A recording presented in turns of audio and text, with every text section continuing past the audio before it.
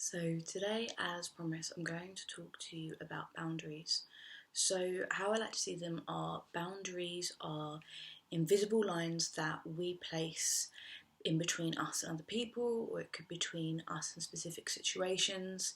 So for example, it could be the lines where basically we feel comfortable and that protect us, make us feel good, and that could be between our partner, it could be between our children, it could be between our parents, friends, or it could even be at work, or it could be specific situations. So for example, getting into arguments. So we learn our boundaries when we're quite young. It can be from the behaviour that we see from a parent or guardian or someone that we look up to as one of our role models. Or it could be that we've learnt them after a certain situation. Perhaps if we've been hurt a lot in a particular way, we will learn to protect ourselves, so we put these boundaries in place. However, our boundaries can become broken or they become pushed in, and they can make us feel quite overwhelmed. They can make us feel quite drained after a situation or interaction with someone. And that's generally because, as I said, our boundaries have been either pushed or they've been torn slightly. They've just basically made us feel a certain way that we're having an emotional reaction to it. So when you notice that you feel drained, when you feel overwhelmed, burnt out, think about the situation that you've just been in, or think about who you've been interacting with, and then think about, okay, so how could I make that situation better?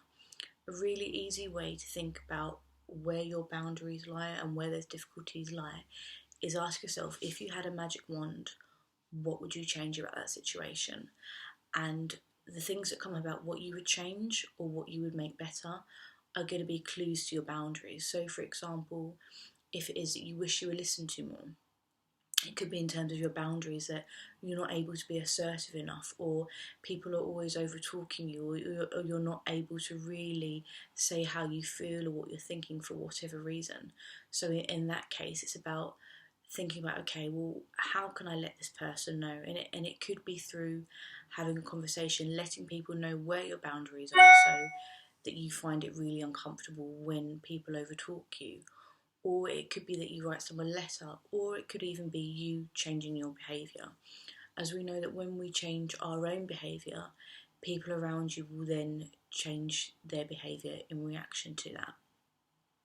So that's just a way to really work out where your boundaries are and the situations that really test your boundaries and really push them. I think communicating what our boundaries are is really key, but we need to know what they are, so that's why we need to reflect.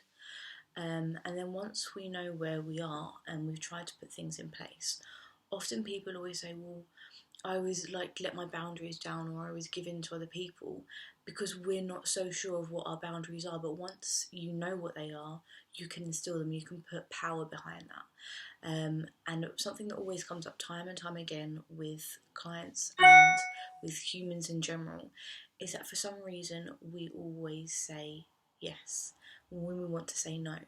And when we say no, we feel we have to put these massive disclaimers in it. When we say yes, we never put a disclaimer in. We never say, oh, yes, I can do this because X, Y, and Z. However, when we say no, we always say, oh, I can't, and then we make an excuse or we say the reason why we can't. So having that oomph and having that power behind saying no can be all you need in terms of setting your boundaries and maintaining them. So that is just a real snapshot about boundaries.